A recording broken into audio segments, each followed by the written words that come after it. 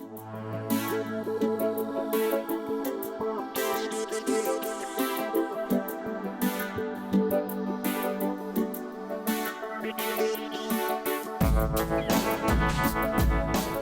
I'm Stephanie Hester, and I'm the VISTA Project Director at the United Way of Central Kentucky.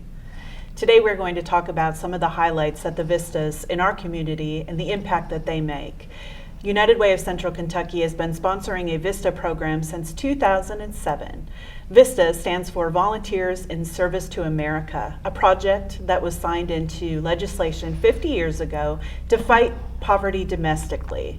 Today we're going to talk to several of the VISTAs in the project that we have ongoing this year. Some of them are from school districts, some of them work for nonprofits, and they're going to talk to you a little bit about what they do today. First with me I have Teresa Boos from North Park Elementary School, and also I have Yona Gaden. She's from Hardin County Schools, and they work with the preschool programming. Teresa, can you tell me a little bit about what you do? Of course. Well, according to the Governor's Office of Early Childhood, only 50% of our children are entering school kindergarten ready. So basically, I've helped to develop a program called Conducting Ages and Stages Questionnaires to preschool to age children to make sure to assess where they're at and to identify any of those social and developmental delays. Since my service began in November 2015, I have conducted about approximately 130 screenings, and we at least identified 7 that kind of, I guess, flagged for some of those potential delays, and they were all under the age of 3, and they were currently not receiving any interventions. So basically, we were able to refer them to like our surrounding organizations that offer some of those interventions to that age group, and then also encouraging families to apply for preschool to get that ongoing developmental help. The early intervention is Yes, so important. very in important. Children's successes. Yona, can you tell us a little about what you do at Central Office? Sure. I'm currently serving my 2nd year as a VISTA, and I support the early childhood programming through health services initiatives. I prepare and I distribute health-related resources to the families, educating them about like wellness, exercising, the importance of eating right, because that all ties in. If you're a healthy child, you will have a healthy start in school. So, I developed a spreadsheet that calculates the BMI for each child enrolled in Hardin County preschools, and as a result, I was able to identify many children that were obese or already obese or in danger of becoming obese. So as a result, I was able to identify how many children in the program were, like I said, obese or high risk at being obese. What tool did you use to develop your spreadsheet? It was a BMI calculation spreadsheet. I got it off the website for the CDC, and I just kind of just took that program and then developed my own just for our children for the Hardin County preschools. So I got like their height, basic height, weight, and then I can see where they're at as far as are they in jeopardy of being obese or are they already obese.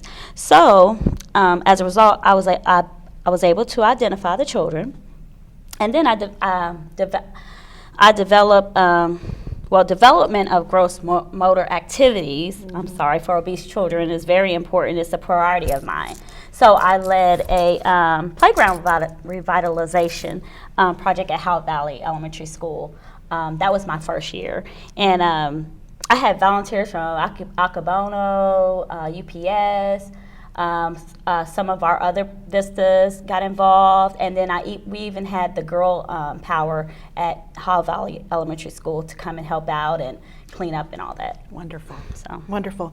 So VISTAs complete 2 days of service every year. One is on the Martin Luther King Jr. Day of Service, and then also on 9/11, Day of Remembrance, as you suggested your project was. You ladies led the effort this year on a 9/11 project for the VISTAs that was again featuring preschool development, Yes, and wanted to see if you could tell us a little bit about that. Of course.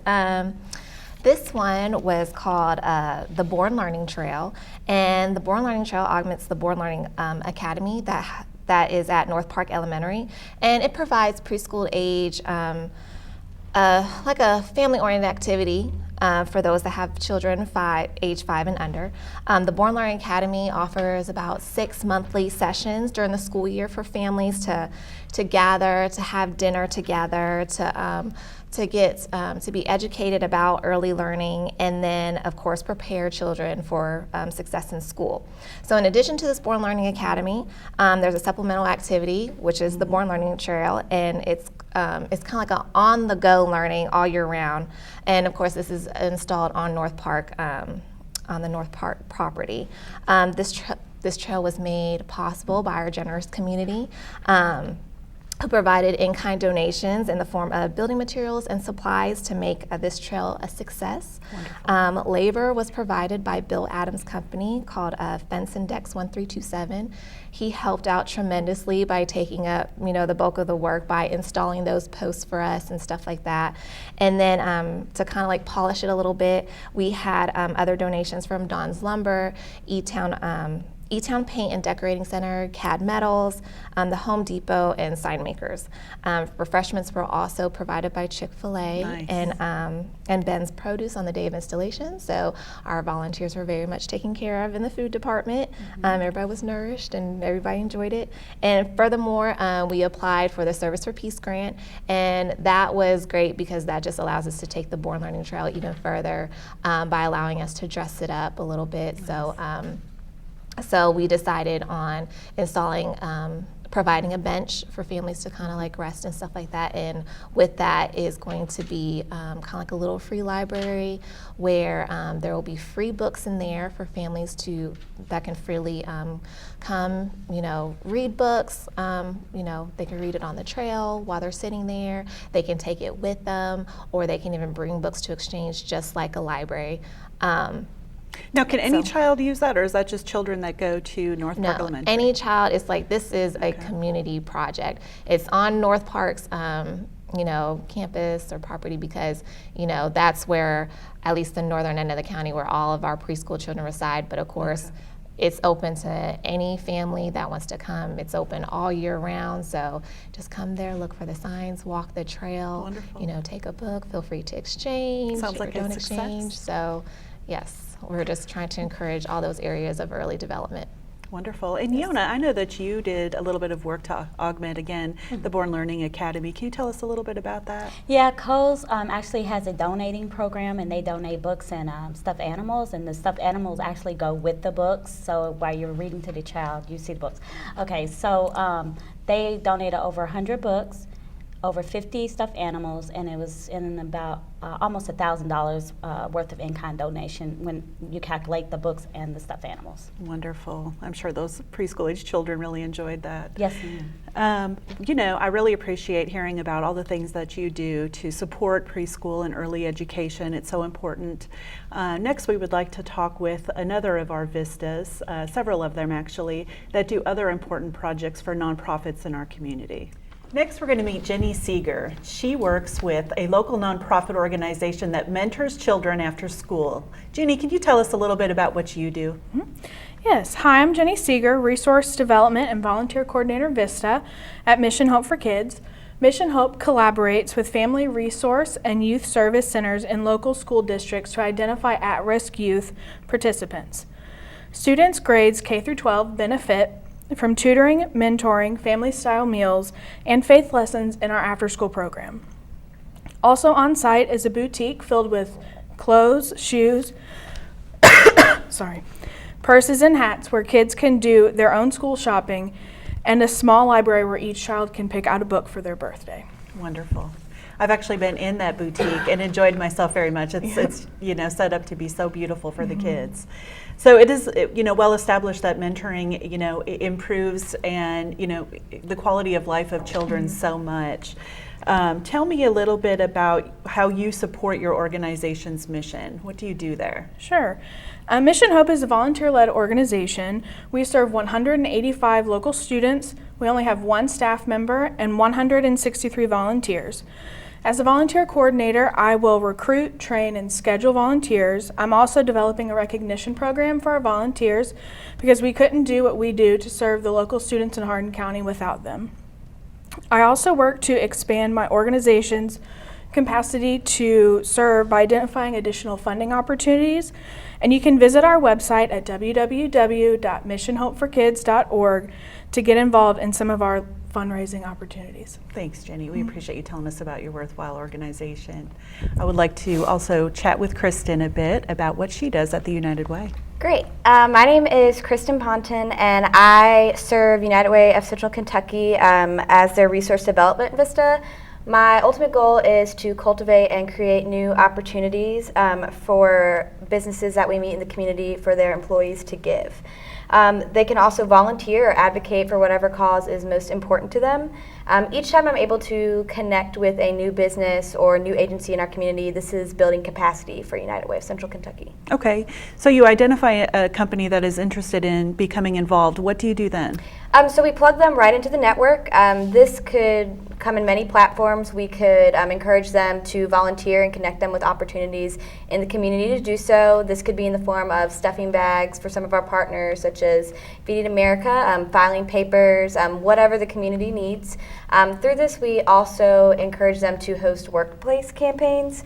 And with a United Way advocate or volunteer, this is a way for us to encourage local businesses to give through payroll deduction or any other type of monetary gift. It gives back to United Way or the agency of their choice. This year, I have established relationships with 5 new companies in our community, and I've also held 8 workplace campaigns where we talk about what United Way does throughout our community too at various businesses. I also collaborate United Way with companies that are interested in doing a special event or companies who are interested in sponsoring one of our special events. Wonderful. In the past, this has served as UPS Mud Volleyball Tournament, which was hosted at Freeman Lake, and it represented United Way of Central Kentucky. And currently I am working on our iPay 5K, which is also benefiting United Way of Central Kentucky as well. So these are all great resources for companies to give back in either volunteering, workplace campaigns, or special events. Because oftentimes a company may want to volunteer, they just don't know how to go about getting connected to the community. And so you help them. iPay comes and says, hey, we want to run a fun 5K and we want to benefit United Way, and then you support that initiative through United Way's resources. Right, we just connect them with all the right resources that they want to best serve their business and also their employees as well. Wonderful. Thank you, Kristen, for all you do. Now I'd like to talk with Annie Hamilton a little bit about her role at the United Way and her new initiative.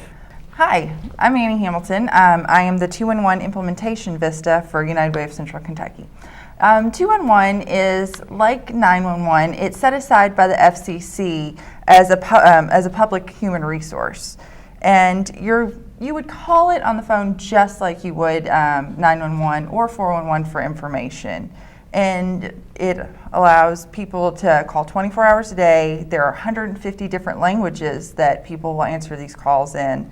And it's a really important resource to ensure that the people in our community are really getting access to the agencies they need. Okay, so I can see how it'll benefit community members, but how will it benefit the providers of the services?